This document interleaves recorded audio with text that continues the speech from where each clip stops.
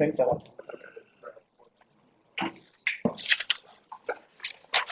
Well, hello. My name is Chris Barkin, and I want to welcome all of you to the William W. Hay Railroad Engineering Seminar here at the University of Illinois. Before I introduce our speaker, there's a couple of housekeeping items I'd like to take care of. First of all, if you have a cell phone, please take it out, turn it off, put it on vibrate so that it does not ring during the seminar. If we have a fire, please exit from these two doors, whichever one doesn't have smoke billowing through it, and then go to the stairs, which you'll find just down each way, and go to the first floor and exit the building and travel to the north side of Main Street, and we'll gather by the Hydro Systems Lab. Let's use the buddy system, so make note of who's next to you and make sure that they get out safely.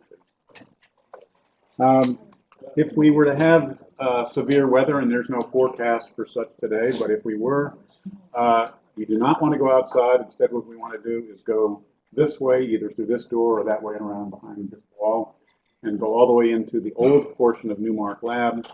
And then as soon as you get in there, there's a set of stairs that'll take you all the way down to the basement, which is a very safe refuge. We'll be passing around an attendance sheet, and if you did not already sign it outside, please add your name to that. And if you did not receive a direct email announcement of this seminar but would like to in the future, please add your email address to the list, and please do so legibly.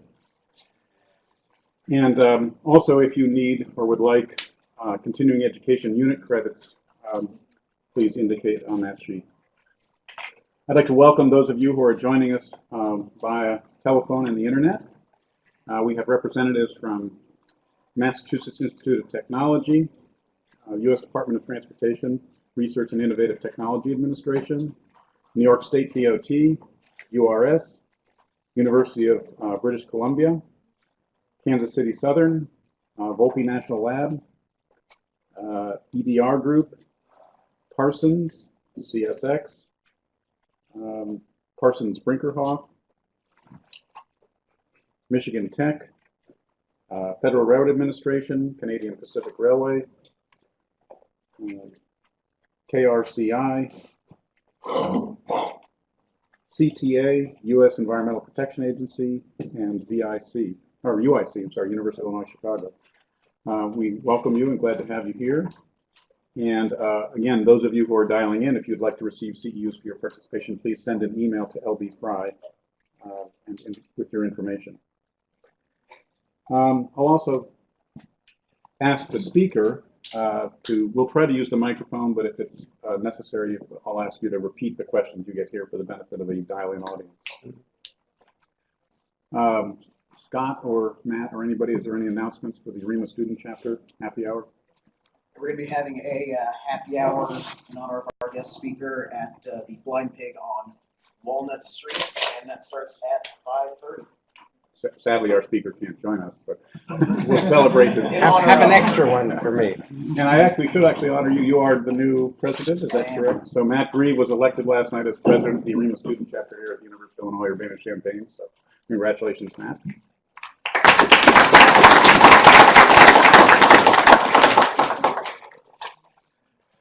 All right, the William W. Hay Railroad Seminar Series is sponsored by the National University Rail Center here at the University of Illinois at Urbana-Champaign. And on behalf of all of us here at the university, we thank the U.S. Department of Transportation for their ongoing support. It is greatly appreciated by those of us here on campus, as well as those who are participating via the internet. So a little bit about introducing our talk today. And I always been coming to grips with the fact that it's nevertheless hard to believe, but next year will mark the 50th anniversary of the opening of the first dedicated high-speed rail line in the world, the Japanese Shinkansen Tokaido line, commonly referred to then as the bullet train. I very clearly remember this as a youth. Hearing about this was very exciting. I was 11 years old at the time. In the half century since then, there's been extensive development of high-speed rail in Asia and Europe, and there are important lessons to inform efforts to introduce high-speed rail in the United States. This lecture explores those lessons by examining why U.S. efforts to launch high-speed rail during the mid-1960s went dormant until 2008, and what recent policy developments and initiatives may lead to. Our speaker today is highly qualified to speak to these points. Anthony Perl is Professor of Urban Studies and Political Science at Simon Fraser University in Vancouver, Canada.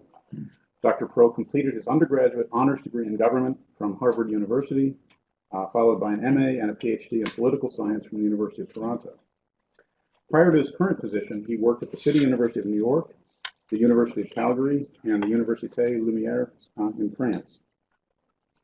Dr. Perl's research crosses disciplinary and national boundaries to explore the causes and consequences of policy decisions made about transportation, cities, and the environment. He has published numerous scholarly papers and received several prizes for outstanding papers presented at national and international conferences. He has also authored or edited 5 books on a range of subjects, including urban air quality, rail passenger policy, Canadian environmental policy and institutions, passenger and freight transport without oil, and public policy cycles and subsystems. Dr. Perl has advised governments in Australia, Belgium, Canada, France, and the United States on transportation and environmental research and policy development. He's also served on the board of Via Rail, Canada's national passenger railway, and on the selection committee of Transport Canada's Urban Transportation Showcase program. He currently chairs the executive board of the Transportation Rail Research Board Rail Group. Dr. Perl is fellow of the Post Carbon Institute and adjunct professor of urban studies at Griffith University in Queensland, Australia. Please join me in welcoming our speaker today, Dr. Anthony Perl, who will present the William W. Hay Railroad Engineering Seminar on global lessons in high-speed rail and their relevance for North America.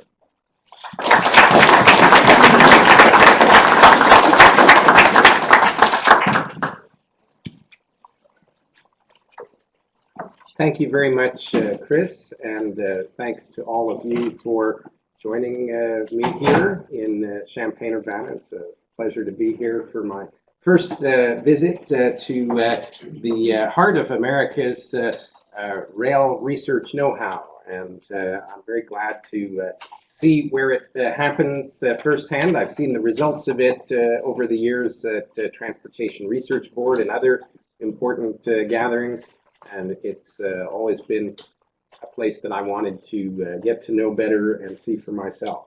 And in exchange for that, I will share with you some policy, geography, history, and challenges, I suppose, for high-speed rail development, and how the world and North America will eventually interact with one another productively, I hope, to the mutual benefit of both. This research began, well, many decades ago when I first got interested in passenger rail, and it's been on and off my agenda ever since, and it's on again in the last couple of years. And it begins with the paradox that the U.S. In most modes of transportation, most of the time, has been an early adopter of technology that's been invented elsewhere. One thing, when you take some of our national myth-making aside, although we have some very important discoveries and achievements in transportation, I would suggest to you that the U.S.'s greatest achievements have been in terms of adapting and adopting technology and taking it onward and upward. And of course, that happened very quickly with the original steam-powered railways. On the left, these are all recreations, obviously. They didn't have a color camera waiting at the time these innovations were first launched. But in 1829, you have the Liverpool and Manchester Railway, the first recognizably modern rail transportation technology powered by steam. And by 1830, you have the Baltimore and Ohio Railroad adopting that technology and putting it to use in the U.S. So that's a pretty good record of a one-year sort of adoption cycle for global technology development. Same thing with the automobile, which was not invented in the U.S., as many of you might know, or some of you might find surprised, but Henry Ford did not invent the automobile. Those two guys on the left are Daimler and Benz. It seemed like Germany had a few other breakthroughs. Jet aircraft during the Second World War were first in production and in service in Germany as well. But where the U.S. really shines is in transforming this technology into modes of mass transportation. For better and for worse, the automobile was not invented as a mass transportation mode, but it has been turned into one in the U.S. and North America by American mass production and development of infrastructure. And the same thing for aviation. We're very good at taking these transportation technologies and imagining them a bit differently sometimes, taking them to their most efficient for a mode of mass transportation, whereas in other places they may have been used for the elite for only a very limited role or for strictly military purposes. And of course, this comes, I think, from a very fundamental sort of part of the American culture and belief system, which is that people are interested in mobility and see it as a key enabler of opportunity. And in the United States, more than just about anywhere else in the world, social mobility was advanced through physical mobility. The idea that a better life for a growing country, a growing population, was best achieved by embracing transport technology, taking it as far as you could for mass production and mass mobility, and that this created the opportunities that would bring a better life for the population as a whole. That certainly got us through the railways' first role as a mode of mass transportation, through the automobile age, and through the jet age. And as Chris has already referenced, we're just coming up on the first half century of high-speed rail. And there's a picture of the inaugural ceremonies in Tokyo in 1964. America took notice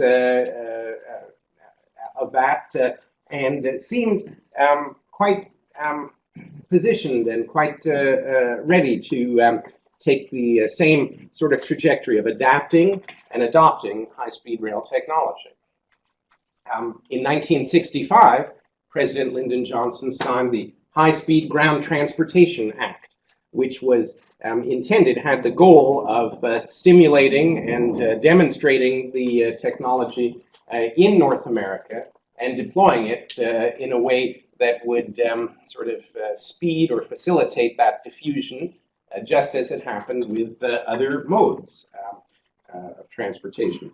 1965, so 1 year again from the way Congress works these days. That may seem radical, but it didn't take long for the government to identify high-speed rail and come up with a program to supposedly advance it. And it also didn't take long for the railroad industry and the technology specialists like yourselves to get on board.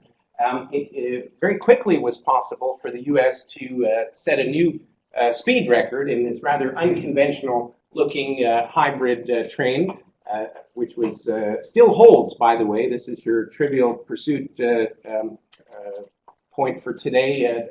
The speed record for rail in North America, 183.85 miles per hour, which was set in Ohio, or somewhere between the Ohio-Indiana border, but most likely in very western Ohio, on July 23rd, 1966. So again, that trajectory of Japan's rollout of the Shinkansen, a national program with support for research and development and deployment, and obviously a prototype just to sort of start testing things out. That's a surplus Army or Air Force surplus B-47 jet engine that was welded to the top of a rail diesel car. And you have to give the people who were in that car, which was filled with jet fuel, a lot of credit for taking the risk to go 183.85 miles per hour on conventional rail, even though every crossing was sealed off and every switch was spiked down. There wasn't a lot of room for error in a sort of a safe mission accomplished. The people who did that, and I understand that the engineer is still alive and retired in Ohio, so he sort of lasted quite a long time, but he took a big risk for all of us in this particular test. Unjointed rail, no less. Yes, yes. Half of that car was filled with instruments, the other half was filled with jet fuel tanks. So, it wasn't a fuel-efficient test, but it did prove that you could get going even on conventional infrastructure under very special circumstances. But very soon after that, and again, notice that there's an attempt to engage with aerospace technology and see what can sort of be adapted and introduced. United Aircraft, well, Sikorsky Aircraft, which became part of United Aircraft, which I think became part of Lockheed Martin these days, entered commercial service in 1968, a turbo train, jet-powered again, a little more internalized with the engines not strapped to the outside of the train anymore.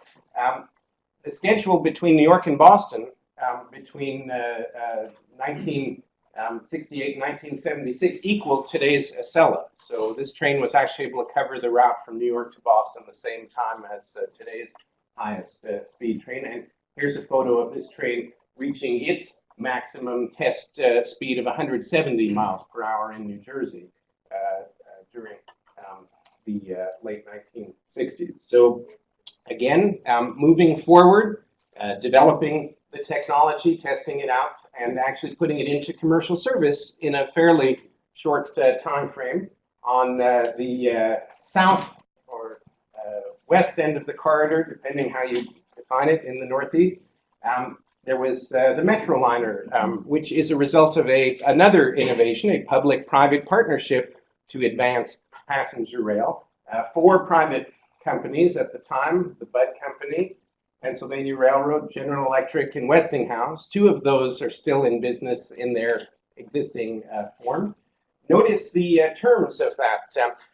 Just under $13 million in federal funding, leveraged $60 million in contributions from the 4 private partners to develop the Metroliner equipment prototype and introduce it into what became Amtrak's early success story, the Metroliner service. And in fact, that predated Amtrak. The Penn Central and maybe even the Pennsylvania Railroad for a few months operated the Metroliner.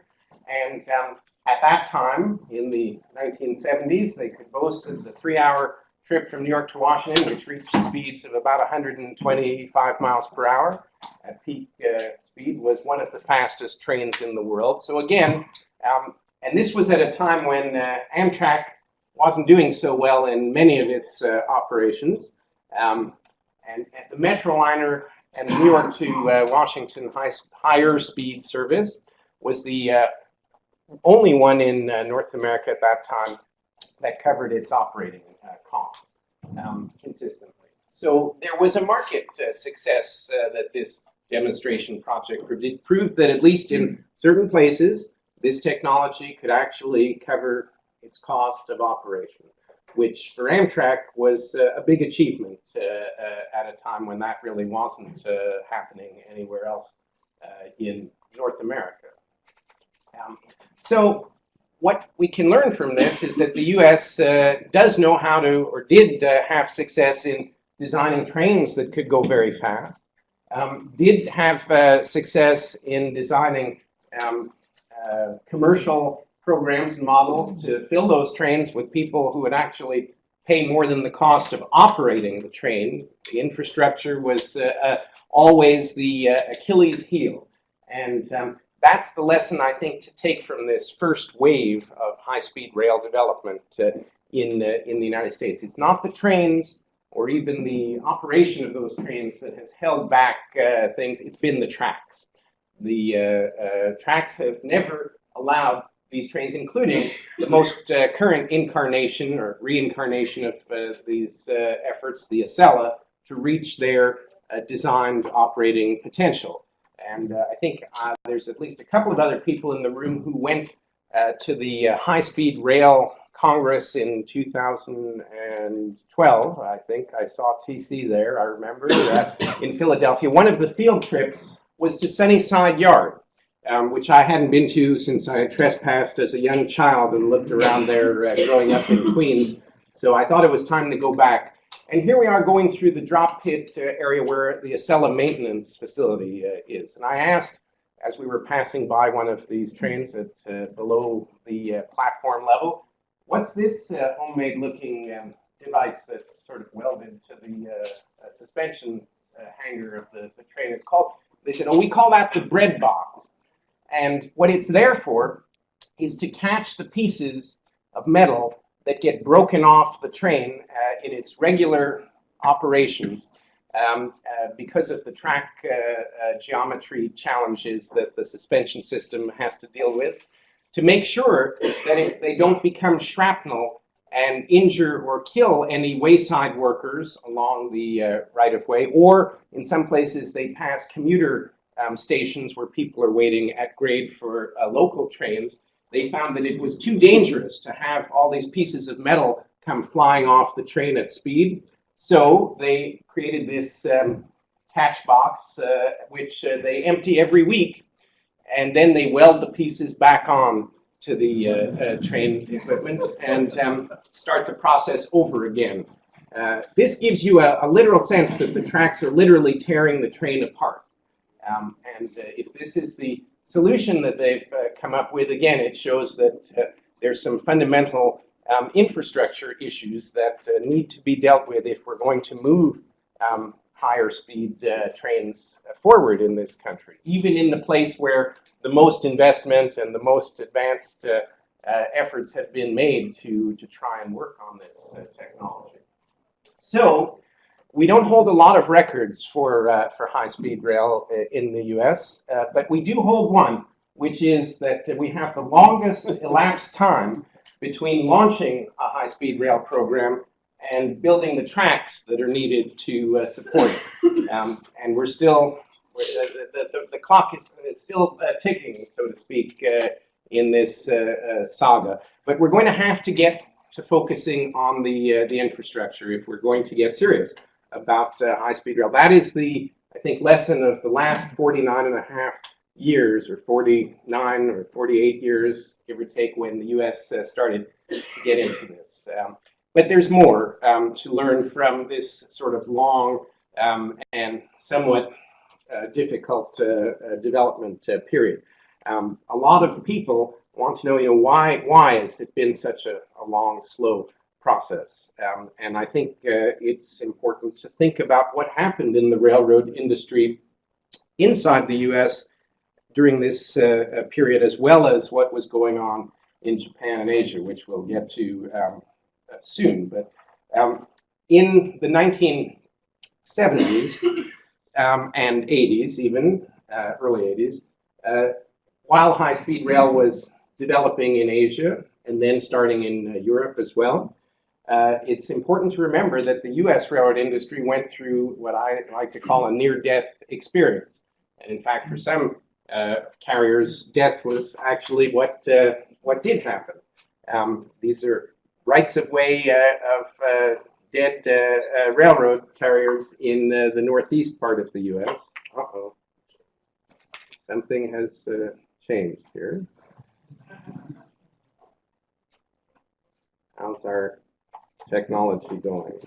Maybe the presentation has been hijacked from abroad. One of those TRB memory cards. Snowden, if you can hear me, could you please give us back the slides? Thank you. Apparently he can. Great. Okay, so here we are at a dark period for anyone who was associated with the U.S. Rail industry in the 1970s. Bankruptcies were quite common. And are we just one more fine tuning?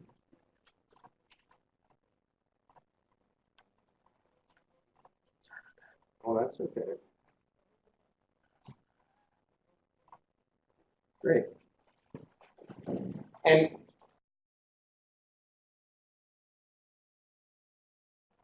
a number of carriers, like the ones in the lower half and the left half of the screen, went bankrupt. And because of their importance to the U.S. Economy for movement of both people and freight, the U.S. government got into some of the biggest bailouts of that era. They're, of course, nothing compared to more recent bailouts of other sectors in the economy after 2008. But in the 1970s, bailing out the Penn Central, the New Haven, and some of these other carriers, and creating two publicly owned passenger and freight rail businesses, Amtrak, which we still have with us today, and Conrail, was consumed a lot of political capital in Washington. A lot of energy was, all of a sudden, high-speed rail was the least of government's concerns about when you think about what to do with rail transportation. It was trying to maintain and save both passenger and freight operations in the Northeast, in the Midwest, and across the country with Amtrak. One of the consequences of the U.S. Government changing the channel, or having the channel changed and focusing on how to make railroads work as a business, was that they recognized that there'd been about 100 years worth of regulations and policies that had accumulated that were, no longer functional. And it was one thing when that was, private industry's problem and someone else needed to worry about it. But once the taxpayer was in the game with billions of dollars, and both Amtrak and Conrail initially were requiring lots of public money, which is never as easy to get a hold of, and certainly wasn't in the early 1980s. Government thought, well, they needed to change the rules and streamline the business environment and the regulatory environment. So a century-long set of outdated rules and regulations was pretty much cleared off the slate rather quickly by American standards, with the Staggers Act and some other adjustments, eventually the Surface Transportation Board. And lots of things became possible once the railroad industry was deregulated. The main thing was that railroads no longer had to serve everyone all the time. It was the common carrier understanding that had accumulated over the last 100 years, which meant you could show up at the terminal downtown here with a small package, and they had to take it and deliver it through the Railway Express agency system to some other small place or big place, and there were regulated rates, which didn't cover the cost of that operation by the 1960s. Commuter rail operations, moving people at peak periods into major cities, again, big money-losing operations. Those had all been regulated. Of course, passenger intercity service was given over to Amtrak. So what that allowed was for the rail industry to reorganize itself, first organizationally and then physically, to serve markets that actually would cover costs and make a reasonable return on investment. Moving bulk shipments, mainly of minerals and commodities, was one area that made sense. And of course, with the growth of containers and global trade, moving intermodal freight was another big market growth area. But the point is that railroads as a whole were getting much more specialized as an industry. It's hard to perhaps imagine for people who weren't engaged or aware of that sort of pre-deregulation common carrier era, where railroads were obligated to serve everyone and be universal modes of transportation. And after the early 1980s, there was a great narrowing down of that, which also meant an adjustment in the infrastructure profiles of most North American railroads. First thing is that you didn't need as much capacity to serve profitable markets as you did to serve everyone and their brother out there. So there's an example on the left of a tunnel that was obviously designed for 2 tracks that has been downsized to 1. There was a lot of sort of downsizing of rail capacity in various places, and sometimes up to and including getting rid of the rail right-of-way and converting it to some sort of trail. The Rails to Trails movement, there's over 20,000 miles of trails in the United States that were rail rights-of-way. And although most of the people who use those trails and live near them have no clue about this, if you look into the fine print of those deeds of conversion, most of them have a clause that they can be reused for rail again if necessary. That's not, Try and do it.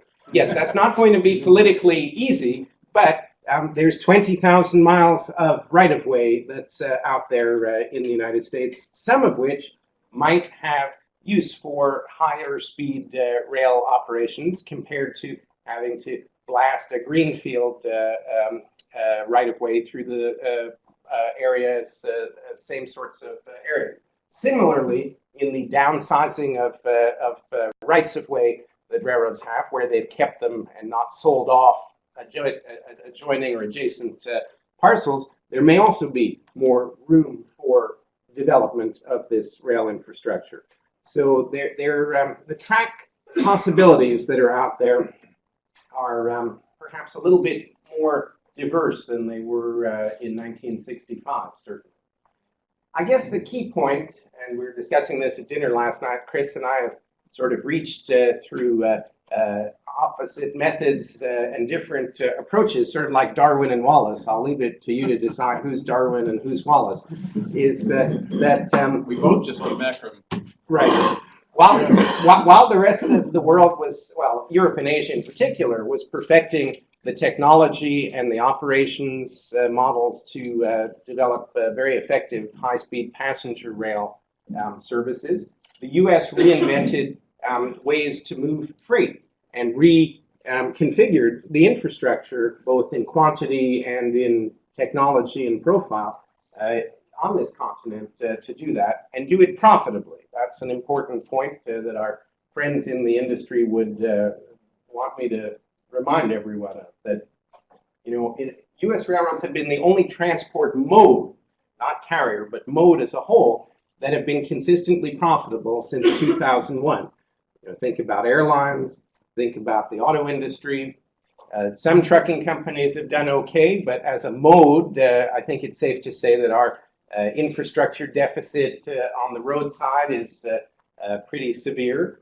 So the strategy of deregulation and reorganizing the freight side of North America's rail infrastructure has been a success story. There's something that we have to recognize, and those of us who sort of follow the billionaires out there, they were a little earlier ahead of the curve on this. You know, the big investors in North America have either bought or made substantial investments in specific railroads. There you have Warren Buffett, who took BNSF into his portfolio directly, and Bill Gates, who is a significant but still minor minority shareholder in the railroad that runs through this town here. If you want to, the old joke in the airline industry is if you want to make a small fortune in airlines, you have to start with a large fortune. But in railroads, it works the other way. If you want to make a large fortune, you can start with a large fortune. It gets even larger, I suppose. That's where people who have lots of money have been investing in. And at the same time, the infrastructure gap between North American rail and Asian and European rail has widened, has gone in two different directions. On the left, I took this off the web. This is Union Pacific's record-breaking test of, you know, the longest and heaviest intermodal train. Looks pretty impressive for what it does. Great success. And on the right is the French National Railroad's latest speed record breaking, not just for their own country, but globally for high-speed rail. So both models have produced great technical results and successful commercial results as well. And the question, I guess, that we need to convince ourselves first, or I need to convince you, then maybe you need to convince others of, is why we need to walk and chew gum at the same time. In other words, why we need to not just let these two solitudes continue to go in different directions, with North American rail becoming ever more capable of moving freight, particularly heavy haul, and Asia and Europe being ever more advanced in moving people through higher speeds. We should look beyond that, because I think that we have two bigger issues than how to make railroads work with either freight or passenger, that kind of brings it all under an umbrella, and that is we are going to need to move beyond our current energy profile in transportation due to climate and energy risks that we face. These are global problems that's not just affecting Europe or Asia or North America. It's something that many of you will have, the younger ones in the room, have even more impact from, and certainly one more generation after that, even more. This isn't the place to have a big lecture on climate change or energy vulnerability, but I'll try and just have a few highlights to remind us that things are not as they used to be. There you see New Jersey on the upper right quadrant, Brooklyn on the upper left during Superstorm Sandy. On the lower left is LaGuardia Airport, which was actually underwater. That's where the planes should have been. And you can see that they go right up to the boarding tubes to the airport there. Yes, LaGuardia was located where it was. The Pan Am terminal there was originally for Clipper seaplanes that would, flying boats that would come in, and they would have been right at home again during Sandy. But that's not the way the aviation industry is actually set up to work now, and it's also not the way that major cities are in the sort of coastal areas set up to manage either. So we've got some challenges, I think, that are going to be on the agenda for future mobility. We're coming up to the 40th anniversary of the Arab oil embargo against the United States. And USA Today earlier this fall ran a special feature on that to compare then and now, to remind people that actually the US is importing more oil now than it was at the beginning of that oil embargo. Despite all the drilling and all the fracking, the US oil reserves have actually gone down since 1973. We found more oil since then, but we've used more oil, obviously, over those 40 years, and the reserves are not keeping up with that. Production, of course, has gone down as well in the US. Our consumption hasn't gone up as much as you might think, given the growth in population and economic activity, but it has gone up a bit daily since 1973.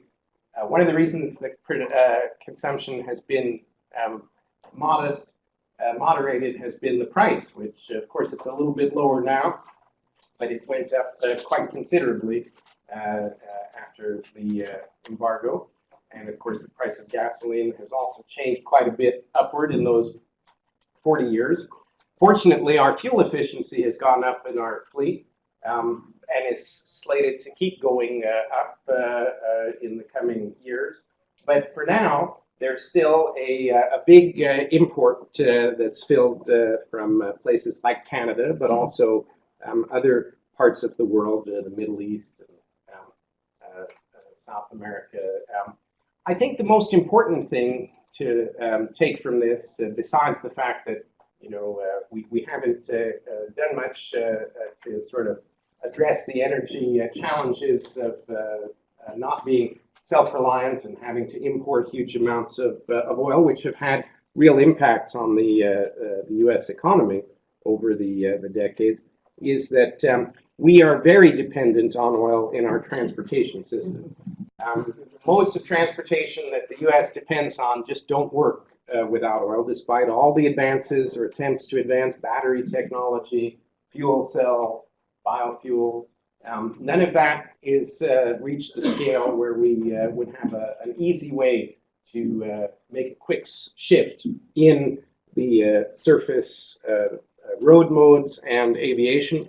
But during that same time, the rest of the world, well, at least Asia and Europe, have come and pretty clearly demonstrated that there's proven technology out there through electric passenger rail of varying speeds, but including some of the highest in the world, that can work for 1,000-mile trip lengths quite conveniently. The Chinese now have the line from Beijing to Guangzhou in operation. That's in that range, and it's a proven success in terms of operations. So we have to think about high-speed rail in the future as not just a transportation improvement, but an energy and climate insurance policy. And I think that unless there's some breakthroughs which are very unpredictable, it could be happening this afternoon in this building. Someone would have a eureka moment with a fuel cell or with cellulosic ethanol distillation that can allow that to sort of fill in a lot in other modes of transportation. But the thing about those eureka moments is they're very unpredictable. It could happen today, or it might be another 50 years before we hit that point. With conventional oil, it's really important, since that's what we're still dependent on so much, it's really important to realize that we're not anywhere near the end of the oil that's out there on planet Earth, but we are coming to a transition point in the type of oil that we are going to be relying on. The second half of the world's oil reserves are different physically from the first half. And a lot of people think, well, that's, it's just like a fuel gauge. If we're coming to the halfway point, there's no need to panic. We don't need to sort of drive off and find a refill or something like that. We've got plenty of time to adjust.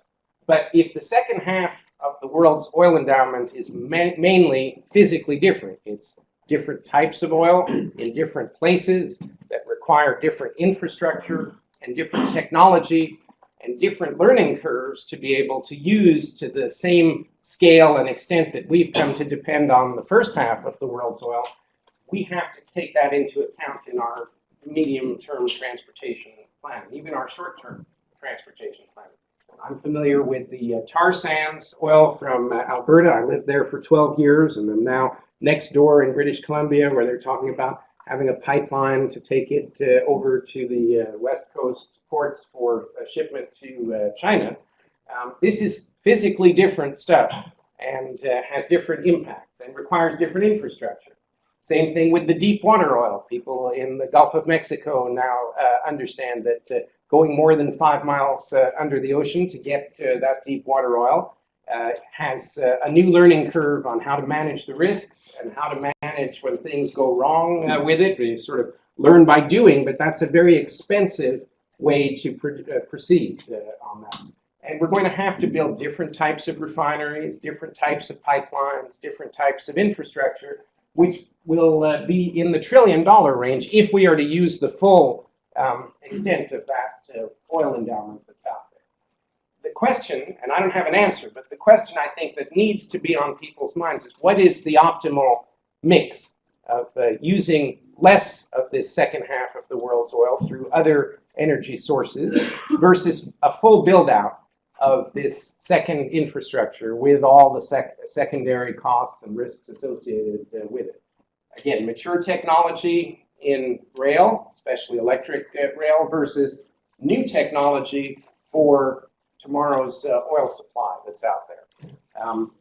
If we can spend billions in transportation infrastructure on the rail side to perhaps reduce the demand for this unconventional oil, that could save hundreds of billions of dollars in future infrastructure investment and or risks and cleanup of mistakes that are more likely to happen in this story.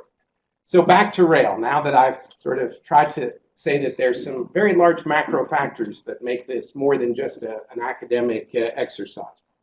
The story of what to do begins again in the 2008 election, because after this long period where the rail industry reinvented itself on the freight side, and Amtrak sort of held in place, pretty much running the same types of services with the same types of technology since the 1970s. In 2008, there were two results in that election, one in California and one at the national level, that gave a mandate. Some will argue whether the mandate's strong enough or whether it's enduring or not. But at that time, for the first time in American electoral history, two different parts of the population said yes to high-speed rail. They said yes very specifically in California by passing a bond measure that would be a down payment on high-speed rail service between the Bay Area and Southern California. And for the first time in my lifetime, I would be willing to bet in any American's lifetime, because President Johnson never campaigned on high-speed rail. You had a presidential candidate who campaigned specifically, among his policy options, was developing a rail passenger transportation system that would be high speed, left open in terms of technical specs, that would be part of the U.S. transportation future. Both Washington, D.C. and state governments, particularly California, got a mandate to invest from that election. Of course, the devil is in the details, and it's been a real challenge on the implementation to actually take that mandate forward. And some people are very frustrated. Doesn't take long to see the challenges of implementing new policies, whether it's healthcare or transportation in the U.S. But where I want to take the lecture and the concluding phase is where and how we can learn by the fact that there has been an awful lot of experience that's happened over this 50-year period where we've stopped and, well, we started and stopped our rail development. What we can learn and what we can't learn, because it's just as important to understand what you're going to have to invent yourself and figure out and what you can borrow and adapt from elsewhere. As you might expect, this divergence between freight and passenger in North America and the rest of the world means that there's some things that are going to be harder to adapt and adopt from other places. There are basically three models, organizational and spatial configurations of high-speed rail that have evolved in this 49-year period. And I'll just briefly touch on them. The first, and they're more or less in chronological order of what was pioneered, first, second, and third. First, we had the Shinkansen model, which was an exclusive corridor, end-to-end, fully separated from other types of trains, other types of transportation, purpose-built for the equipment that could run so successfully on it, linking mega cities, big cities like Tokyo and Osaka, and eventually other bigger cities in Japan as well. Then there were hybrid networks, which started out in Europe, looking at blending conventional rail access to cities and large populated regions with high-speed trunk lines in Germany and France.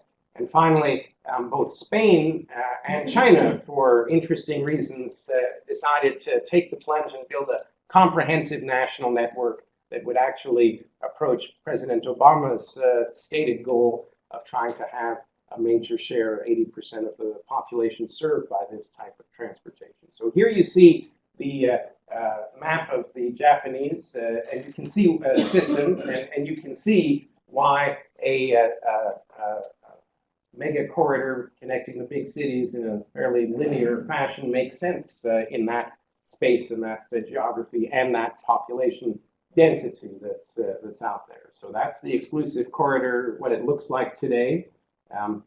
And here you see the hybrid approach in one of the European countries, just one, but this is the most fragmented. Germany's high-speed rail system, it has a number of trunk lines, some of which are shorter than the branches, so-called, that they connect into. And of course, they connect even more with not even higher speed tracks, but other tracks, as there's conventional services connecting up between these different bits and pieces of the national rail network. No mega cities in Germany, and much more evenly distributed population between medium-sized cities. And more limited space and money to work with building, high-speed trunks. So they were very judicious in terms of mixing and matching. But being able to have interoperable trains that could share rights of way with freight and with regional and local train services as well. And here, of course, is the big one that's happened in this century is China's still expanding build out of a national high-speed rail network. It's not going to go everywhere in China, but it's going to serve a majority, about 80% of their population will have access to intercity high-speed trains when the 4 east-west and 4 north-south lines are fully built out.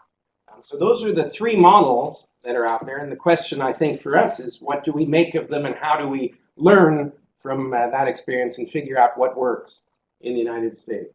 And the place that is going to be the living laboratory that is right now the living laboratory for this is California, because again they have the mandate to develop the corridor between northern and southern California.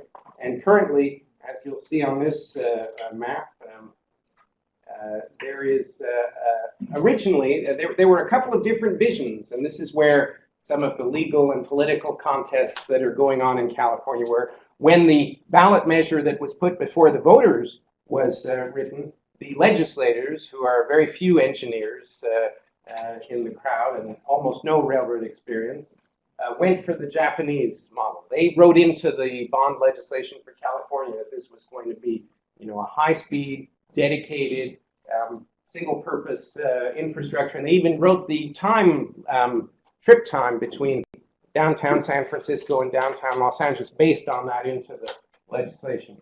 After several years of attempts to analyze and implement things, the people who are actually given the responsibility to make this thing happen have decided on a more blended approach, at least initially, building a high-speed trunk in this area, certainly initially between Merced and Fresno, and then between Fresno and Bakersfield later on, and then sharing rights of way and infrastructure with both freight between Merced and Gilroy, the so-called Pacheco Pass route of Union Pacific, and then between Gilroy and the Bay Area in downtown San Francisco with a publicly owned regional rail corridor operated by the Caltrain system, which is being electrified.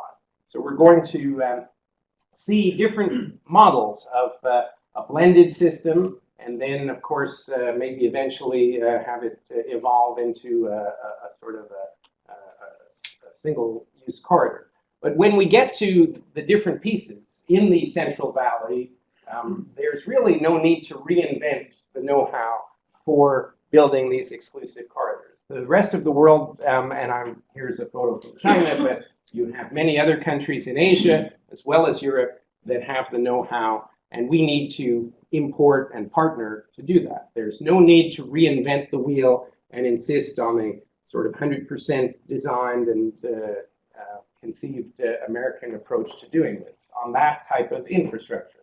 Now, some people would be upset by that and say, well, we need to have as many jobs as possible in the US, and there's Buy America regulations. I think it would be a false economy or a false benefit to do that. The sooner we can get up the learning curve on this global high-speed infrastructure, the better. Then we've got this sort of gray area of shared passenger, intercity and regional passenger, which we already do in the Northeast Corridor here in Connecticut, for example, between Acela and the Metro North commuter train, and which other countries like France and Germany, this is a suburban station in Paris, do with their regional rail. I think that there's an overlap, an intersecting area where we have some knowledge, but it may not be enough. They have some knowledge, and that could be added in. That's a place where we both can ideally put the know-how together on sharing infrastructure between regional passenger rail and intercity rail, which would be that section going up into the San Francisco Bay Area. And that's going to be essential to getting high-speed rail into the heart of major cities like San Francisco now and someday or sooner, and Los Angeles at some point down the line. I think that the California team behind this, by the way, I'll just quickly back up to the map, has made the strategic calculation that it's essential to be able to demonstrate the high-speed rail concept in this central new infrastructure here and get it into a major population center of Silicon Valley and the Bay Area, and then show the benefits, the economic benefits. Remember, going back to that, why we did all these transportation initiatives was to advance opportunity. If you can demonstrate that people who now pay $1 million and up for housing in Silicon Valley can live in Central California, where housing costs are less than half of that, and have a 70 or 80-minute commute maximum on a high-speed train to work, that will multiply the opportunities to grow Silicon Valley, because there's no more room to build there. It's all full, and the people who live there don't want it to change much, which is why it's so expensive, the existing housing. Whereas places like Fresno and Merced could become bedroom communities of Silicon Valley. And once that happens, then all the people in Southern California will see the opportunity and say, well, we want our end finished too, which will be much more expensive to get between Bakersfield and Palmdale because of tunneling and much more mountainous territory to get through. So working with Caltrain is essential to that, because they're in the Silicon Valley. And working with, this is where there's no sort of guidelines or learning that will particularly be helpful from outside the U.S. Working with the freight rail industry, and in this case, Union Pacific, they're the ones who own the tracks and the right-of-way in Northern California. Sharing corridors or rights-of-way will require innovations that are made in the USA. That's, if we want to have, Buy America and USA-focused activities, that's where we really need to focus on coming up with our own solutions, and not say, well, they do it this way in China and this way in France. It's really not relevant because of that infrastructure divergence between the US and the rest of the world. So this is where places like New Rail have a key role to play. If we're going to make this work, this solution is going to have to come out of the US brain trust in this room and online elsewhere. China or some other place is not going to be able to help us much with this solution. But we won't be able to do it without at least part of this piece being figured out. Why would the freight railroads be interested in any of this? After their near-death experience in the 1970s, they tend to look at passenger and a lot of other things that they left behind as just not worth the effort and not worth the time. But if you believe that climate and energy futures are changing, that's going to change the business and operating environment for the freight railroads too. The model that they came up with for the 1980s and 90s and even the 2000s will change. And freight railroads are going to need to change their infrastructure profile as well. Not to go back to the good old days, but to go in another direction, which will allow them maybe to carry less coal, say, in the future, and more other types of traffic, which would require adjusting the infrastructure, maybe expanding capacity in certain areas. They're going to need, or they could benefit from a partnership with the government.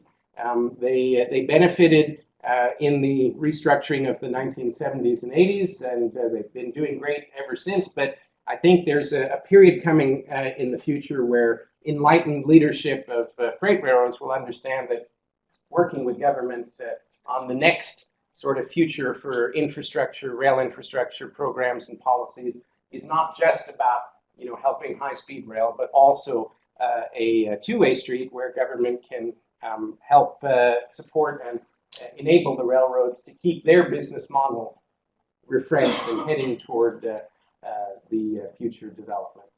So I think what we're looking at in California, which is why I think that's the living laboratory, really between Fresno and Merced, that's going to be the first new rail infrastructure in a century in this country that's been built explicitly to move people between cities. We haven't built any railroad lines in North America just to move people, except a few local spurs for commuter and regional rail. We certainly haven't built one to sort of world speed standards, which this one would be. And there's going to be, and then all the connecting in with sharing tracks and sharing with freight corridors.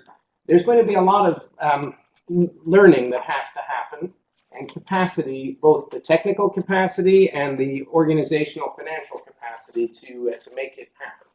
I think like other areas, whether it's the internet or the hula hoop that California has pioneered on, some have more lasting results than others, but when they get it right in California, it seems that a lot of other places in the U.S. Like to follow that, Disney or technology, aerospace, internet. So I think innovation and figuring this out in the California corridor will stimulate other states to look at how maybe to adapt that and bring rail into their mobility mix for intercity passenger travel.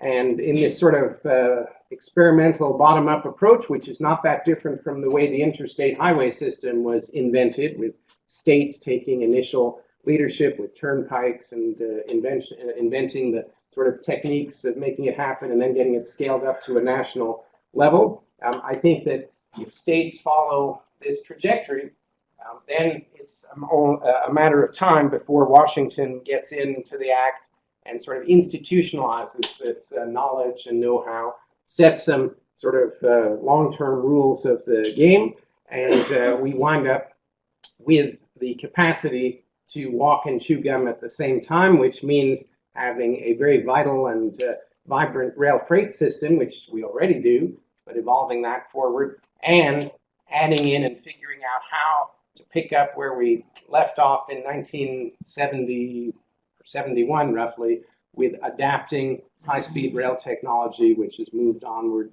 in the meantime to a successful role in North America. Thanks very much.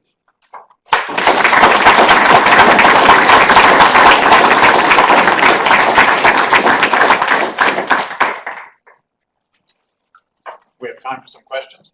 Turn on the lights.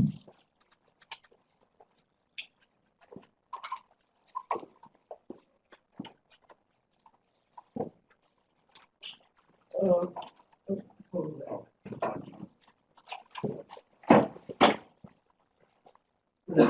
want to preface my question a little bit with a statement. Back in the, well, this would have been the 90s, early 90s, the chief technical man for the European Rail was over for a couple of days, kind of like you are here. And we talked for a couple of days, and I finally asked him, why is it you're here? We all look at European rail as our example of how railroads should be run. So why are you here? And he had a very simple answer. He said, because you make a profit. And so you kind of touched on this a little bit, but have any studies been done on what kind of population density and distances are needed to put together a profitable passenger rail system? Right. Well, I tell people who take my courses that the three most powerful words of analysis in social science as opposed to engineering are that it all depends. And of course, then you have to figure out what it depends on. Unlike, in a sense, you guys have the easy problems to deal with because laws of physics exist whether you believe in them or not. You know, the bridge will stay up or not, depending how you design it, whether or not you believe in gravity. Unfortunately, in the social sciences, markets exist and perform in certain ways depending on how people believe they're going to function. And so that answer of what are the parameters for a profitable intercity high-speed rail system depend on the market structure of travel and transportation in different countries, which varies quite a bit. If you have fuel and energy taxation and other mechanisms that have prices for motor fuel at double the level of what we're paying even now, then that creates a much higher market demand in those places and would make the population densities of Germany, which are on the low end, for example, compared to China or Japan, quite competitive still with higher speed train services. So fuel prices, the costs that may be charged back to travelers of all kinds through carbon taxes, of their external effects, including climate effects that exist in some places and not others, make a difference.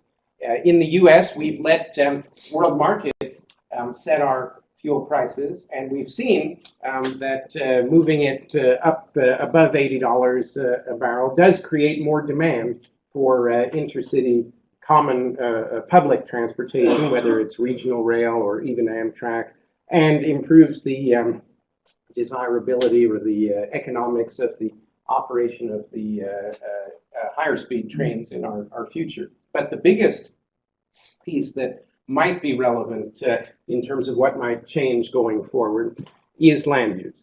The U.S., it's been a long time, but the U.S., including this town, exists in a sort of a land use that was stimulated and created by the arrival of rail infrastructure.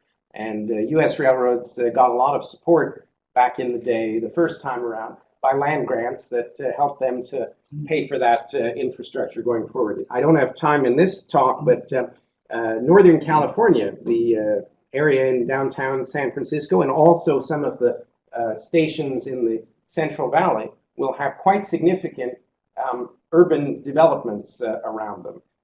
The Trans-Bay Terminal in San Francisco is going to become the tallest building west of the Mississippi, the new one that they plan to build right above the train station in a very Asian-style model of concentrated development.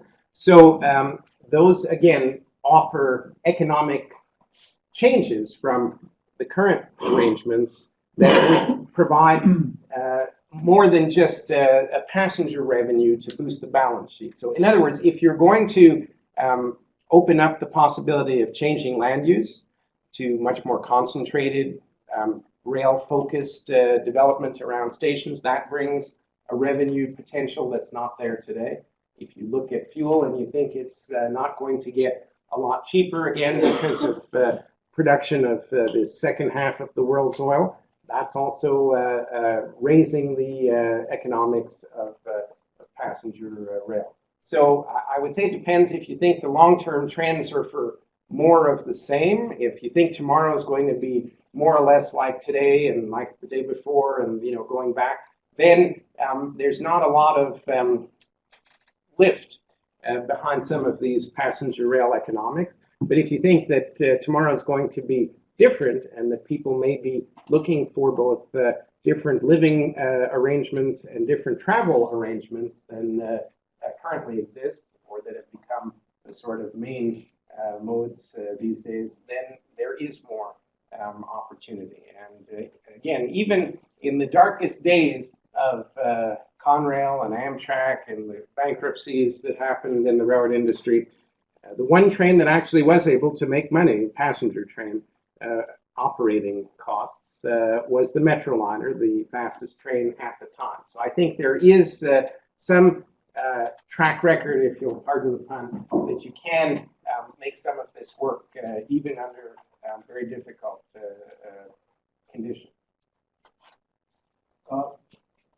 Dr. Perl, I love this lecture, but I would take issue with one aspect of it, which was your opening statement that the U.S. has always been an early adopter of mobility technology. And I think we have been, but in a selective way. We have been more eager to adopt the vehicles than to adopt the infrastructure that supports them. And which you pinpointed in the the failure of the new trains that came out during the late 60s and the early 70s. We couldn't support them we didn't have a program for building the infrastructure. The same thing happened with highways. American critics began pointing out in the early 19th century that the French had paved roads between their major cities in the time of Napoleon. And a farmer 10 miles outside of Atlanta still could not get a crop of peaches into Atlanta because he had to fight his way for a whole day across the dirt road. And all through the 19th century, the hard roads movement pushed and pushed and pushed for some kind of a federal road program. And all of the presidents said, that's a great idea. We really have to do that. And they didn't do it. And the only reason we finally got a federal paved highway program was that the railroads collapsed in World War I. And everybody was appalled, and they said, we cannot be dependent on this single technology and this single industry. We've got to have a government-financed people's road system. And in 1916, they finally passed the first federal aid highway act with something like $75 million in matching grants to the states.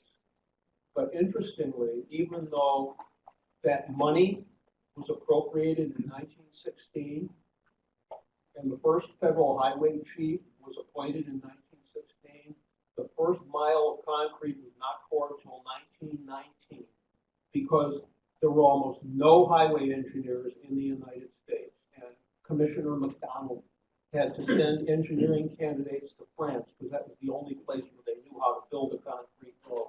And when they got back, then in 1919, they started pouring concrete, like 80 years after the agitation for highways began. So I'm just wondering, how long will we have to wait for our nationwide passenger rail infrastructure program, and what kind of a political leader will we have to make it happen, and what kind of bad luck will we have to undergo before we find out we really do need it? That's a very good question, and a good point for me to remember for my future framing of the issue, that the U.S. Embrace of transportation technology has been more on vehicles than on the infrastructure. I like gadgets. Well, I think also vehicles can be owned individually, whereas infrastructure, whether it's private or public, is something that has to be shared either through a corporation or through a public ownership. And that's a little bit less of a priority in the U.S. perhaps than things you can take home and put in your own garage and keep for yourself. And of course, the aviation sector is a lot lighter on that infrastructure, although the air traffic control system sort of creaks along with challenges because of that same point. So yes, I think that infrastructure, capacity, and will, those are the two dimensions, have to both be there to make this happen. I think that capacity is sitting in the room here, and it's essential. That's what's so important about New Rail, and the fact that there is a sort of a transportation department supported rail center of research excellence. I mean, it's been a long time, and this is what now, a year and a half or so, that the U.S. has decided after a long time that we want to start building that capacity. That's certainly a positive sign. Do we need a crisis and a collapse of capacity or capability in other modes for that? Sometimes in my talks I use the Winston Churchill saying, when people asked him in 1940, when England was under attack by the Germans, when the U.S. would come to the aid of their closest foreign country and join the battle. He said, Americans can always be counted on to do the right thing after they've exhausted all the alternatives. So that is one possibility that we still have a few people still think, well, fracking or heavy oil or some other eureka moment will allow us to just keep doing what we're doing. And if you think that tomorrow will be like today, then why spend a lot of money to build some expensive infrastructure to change that? I'm hopeful, though. I think places like New York City, they thought they were on the front line against terrorism, which they were and are. They didn't realize they're also on the front line against climate change, and the more that happens, hopefully not in really destructive ways, but the more that awareness that sooner or later, I mean, even if we build that $1 trillion infrastructure for the second oil endowment and get every last drop out there, that's still not going to take us more than another half century forward. Then what? Sooner or later, we are going to need post-carbon energy solutions, and there's no question that rail is a mature technology that can deliver a large part, not 100%, but a large part of that post-carbon mobility out there. So I am hopeful that there will be some thinking ahead on this down the road. Yes, sir. On the subject of post-carbon mobility, I know that obviously a lot of high-speed rail operates with a lot of electricity and overhead, but in the U.S., most of our power still comes from fossil fuels and whatnot, coal, oil. What about on an international scale? Is there a lot of nuclear? Is there movement in nuclear and other alternative energies, or is it still mostly coal and oil, kind of negating the fact that you're using electric motive power?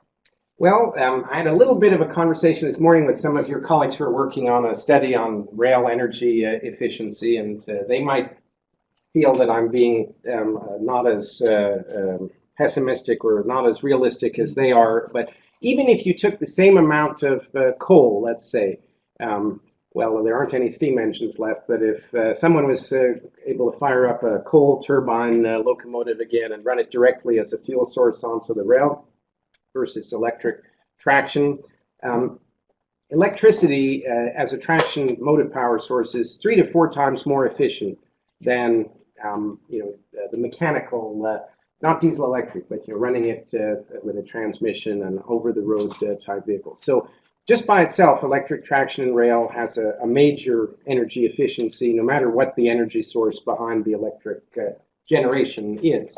But I think that what's more important is something that's kind of hard to fit into the cost-benefit model, which is that electricity allows you to blend primary energy sources in ways that other transportation technologies don't. In other words, if we are going to have a gradual transition from carbon to post-carbon sources, you can take 10% wind and 20% solar and 15% hydro and sort of put them together along with non-renewable carbon-based coal and other sources into the electric grid, and you can change that one plant at a time. As a coal plant or an oil plant reaches the end of its life cycle, you can ramp up an alternative for it one at a time. If you're going to be trying to bring alternative energy, whether it's natural gas or hydrogen or even biofuels beyond a certain low blend into the transportation system, you need a separate propulsion system, you need a separate distribution system, you need a separate infrastructure, and you need to do it in parallel because you're not going to just turn one off and turn the other on. I always say the electric motors on trains don't care where the electrons came from, so you can put different ones into the grid from different places. And so some countries like France have had an energy independence policy since the oil embargo, which they were also part of in the 70s, and they've built a lot of nuclear capacity. And they've moved their electric system to be part of their sort of energy independence and transportation system. In China, still I think there's an awful lot of coal that's being burned to produce electric energy, but the chance of shifting that over is greater in the transportation system than if they were, sort of saying, well, we'll just wait for, hydrogen and fuel cells or some other big breakthrough where we need a parallel system. Every mile or kilometer of electric rail they build is sort of post-carbon ready once they get the energy mix changing along the way. We have a question from one of our online participants. Great. Asking, with respect to positive train control, it's been mandated by Congress for implementation by 2015. And the question is, will this investment have a benefit beyond just safety to encourage higher speed rail? Well, I think that the higher speeds you go, the more automation you need in train communications and signaling, and there's no question that to build higher speed rail, you would have to sort of invest in new signaling and communications wired into that system. I'm certainly not an expert on positive train control, but I hope, like most things, the more experience we get building that infrastructure and going up the learning curve, in a sense, this time it's going to be mainly the freight railroads that have to be the early adopters by regulation, and they'll bear a lot of the upfront development and deployment costs. Hopefully that will facilitate and ease the cost of building that infrastructure down the road for high-speed rail, that you can just plug in the sort of PTC Mark II or Mark whatever down version X down the road at a lower cost as a result of this. So I think it can't hurt. I don't see how it would be an inhibitor of high-speed rail development. Well, and I will add that it will, I believe, lead to compliance with the current Federal Railroad Administration regulation that to go beyond 79 miles per hour, you have to have in-cab signals. PTC will be an in-cab signaling and control system. So right away, lines that do not currently have cab signals, which is most of them, and are to be equipped with PTC, then would meet that. At that point, then infrastructure, track curvature, and alignment would be the constraining factor on maximum speeds on those lines. Getting back to the first question about the economics of what works, the more you have flexibility in what constitutes higher speed, and the more you can adapt that to the geography of where people want to go, what the length of trip is, where the cities and population centers are, the better. And the more we get away from sort of very rigid thresholds of speed like 79 miles an hour, yes, no, and whether you need sort of a special signal system to go, maybe 89 miles an hour turns out between some places to be an optimal speed for a branch that goes off of a trunk line. Maybe that stretch between Merced and Gilroy won't need to go more than 100 miles an hour. Well, if PTC is there, then it's all ready to go in that direction, and we're not stuck with this sort of dichotomous speed arrangement that is the current norm. So yeah, the more we can get into running the trains in different places and different operating environments at different speeds that still match the market distances and get people where they need to go in a reasonable, under 3-hour period, that's going to better align the service possibilities with the market possibilities. So I'm going to suggest that we adjourn, but I do have one thing I'm compelled to say as a civil engineer, person's teaching in a civil engineering department. When we talk about the infrastructure on the Northeast Corridor tearing up the trains, I'll point out that the Acela has the heaviest axle loads running at the highest speeds of any train in North America. And it's not easy on the infrastructure either. It's a two-way street. That's right. Very good point. Yeah. Thank you. We've got to get that mix between the tracks and the trains working better in higher speed passenger trains. All right. So thank you very much.